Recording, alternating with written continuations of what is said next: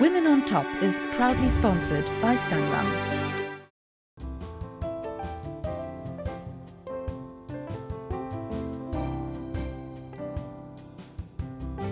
Hello and the warmest welcome to this special broadcast. We're focusing on women on top. We've identified 4 trailblazers who've made their mark in business and also in society. Now, these are women who've demonstrated business acumen for a start, but they've also shown that they have a passion for their industry and, more importantly, that they have commitment to the broader development of the society in which they operate. Today, we're going to find out what the necessary ingredients of success are, but we're also going to find out what those strategies are to stay on top. This is CNBC Africa, Women on Top. I'd like to introduce to you Dr. Precious Moloi-Motsepe, who's chairman of Africa Fashion International. Thank you so much for being with us. Seated next to her is Sue Fox, who's the managing director of Estee Lauder Companies. Thank you very much, Sue, for being with us. Professor Shirley Zinn is the Human Resource Director of Standard Bank South Africa and also the Global Head for Human Resources for the Standard Bank Group. Thank you for your time. And last but certainly not least is Anitha Soni, who's Chairman of the International Marketing Council of South Africa. Anitha, thanks so much for your time. Anitha, let's start with you and let's focus right now on the general operating environment for women today. The whole issue around glass ceilings, why it's so difficult for women to break them. Is it an issue of patriarchy? Is it an issue of regulation not being sufficient to support gender equity in the society? If there was not that prejudice in terms of embracing you as being an equal, then one wouldn't want to have intervention strategies, as it were. And those are factors that comes from a range of issues, no least cultural. And being the diverse communities we are in South Africa, which is, one of our key traits, is with it comes somewhat of, some baggage as well. And that comes from the fact that we've had the family structure dictated to by certain hierarchies. And in some cases, they may serve the purpose.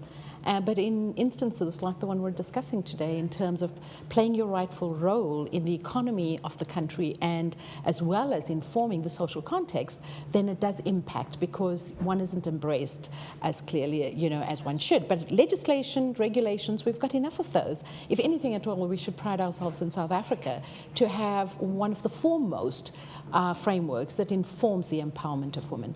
It is the implementation of that where it starts falling, and that's really what one needs to interrogate and look at how we can start improving. Shirley Zinn, have you applied your mind to this problem? I find it staggering that, as Anitha says, we've got affirmative action policies in this country. We've got gender representation policies in government and business, and actually government's done very well because they almost have a 50-50 representation in Parliament. That doesn't translate into what we're seeing in the boardroom. Less than 10% of JSE-listed companies have women as CEOs. What's the problem here? To your question on the boardrooms, there are huge challenges. Now, Norway, for example, has taken a very interesting position on this. They said that there would be 40% of women represented on all boards listed in Norway over 2 years. They far surpassed this mark. So it is possible if we have the will and we really believe that 50% of the total population can make a difference to the economic potential of a country. Sue, your views on this one, because the problem is not peculiar to South Africa. I think we must stress that. Patriarchy and resistance to change seems to exist across the African continent. But even, interestingly, in the most developed economies like the United States and Britain, their statistics on female representation in boardrooms is worse than what we're talking about in South Africa. Why is that? It's a difficult question because I come from quite a different background, and I think if I look at the industry that I am representing here today, I think we're very fortunate in that we're an industry that is basically for women, and we are surrounded by women. So I think that, when I look at what the Estee Lauder group of companies have done, or many other cosmetics companies, there are an awful lot of women who play a very, very serious role in those corporations. And So I can't really comment on, other organisations, but I think what has happened in industries that perhaps have a very close fit with women, like fashion, for example, you do find an awful lot of women who are extraordinarily successful in those industries. I've got a few questions on that, but before we go there, your views on what the limitations are, Precious? Thanks, Lorato. I think that, women came into the workplace, which was predominantly a male environment. And we've come in over the last 30 years or so. So we come into an environment that was built for a specific group of the human species, with that particular group in mind. So it was built to fit them, and we have come in because of necessity, but then the infrastructure has stayed the same. For example, I'll give you an example of just imagine a company that is built for specifically very short people. Okay, no offenses meant, but imagine a company that's built for very short people. So when they build the house or the offices, they're going to make sure that the desks are small, the chairs are tiny, the bathrooms will be tiny, so everything will be made specifically to fit in this group of people. So now they come and realize that, hey, there's actually tall people out there who might add value to what we're doing. Yeah. And they invite the tall people. When the tall people come in there, the company might say, we have small desks, so you try and stoop over and sit on the desk and try and fit in on the desk. And when you come through the door, you'll have to just remember to bend your head so you don't bump your head. So it's that kind of situation when it comes to women going into the workplace. Yeah. We're moving into a situation that was already built to fit in with the male species. And we're trying to, different companies try and accommodate and assimilate. It's not really working. What needs to happen is a complete breakdown of the infrastructure to accommodate the other species that's coming in. But I want to also add quickly that you mentioned that government is doing very well in this sector. But if you look at the leadership, it comes from top. It comes from right at the leadership level. There is a commitment publicly proclaimed by the leadership that we want to see gender equity, so the people below that report to the leadership will automatically make sure that those targets are met.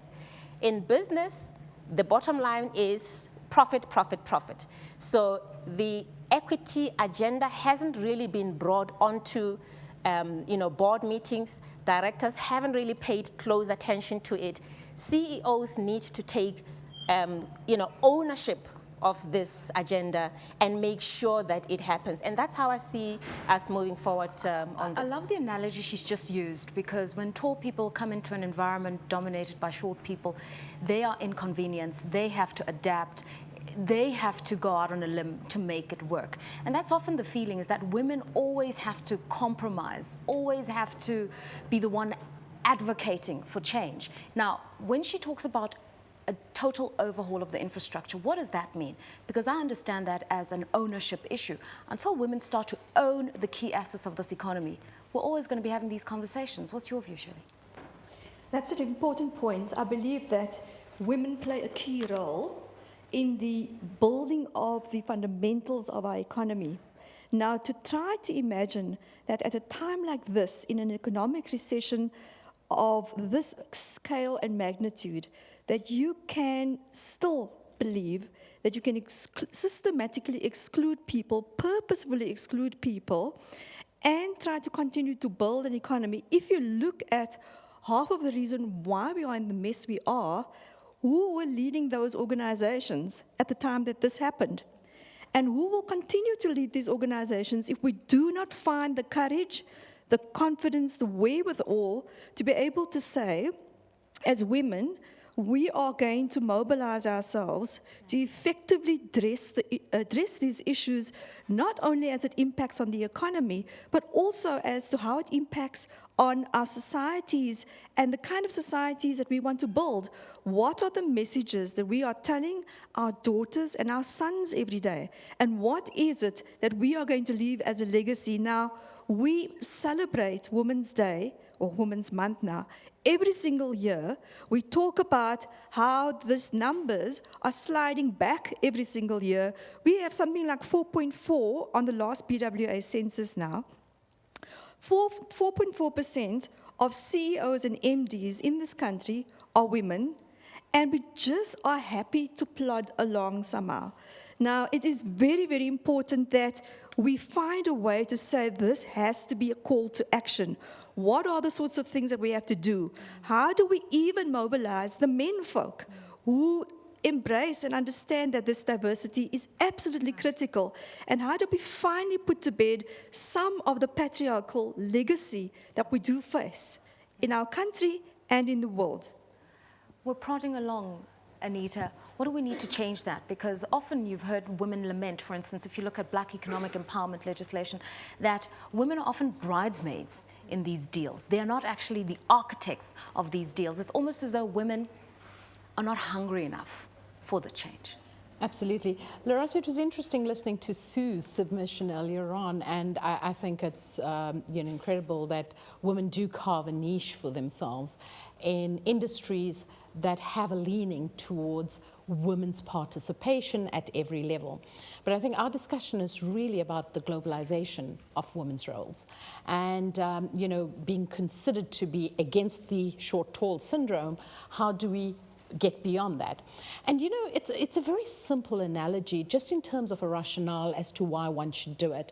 And it's really based on the fact that if you look at the construct of society, and if you have 50% of your human resources and your talent sitting within the female gender, are we saying as industry, as governments, that we are in actual fact going to treat that 50% of our talent as a secondary versus a primary set of pool, and therefore choose those that are competitively excellent to be able to drive our different industries? And what it takes is really to draw women into the mainstream of the activities of management in the first instance. Human resources is great and, it's respectfully great, but we really need to get into those functions that are at the core of driving the economy. In addition is to have, besides being the bridesmaids, within BE structured deals where for the purposes of getting the tick in the box, we're going to tag along a Lorato and an Anita, we in actual fact need to be the ones that initiate those deals and take ownership of those deals and maybe invite a man or so to join us too.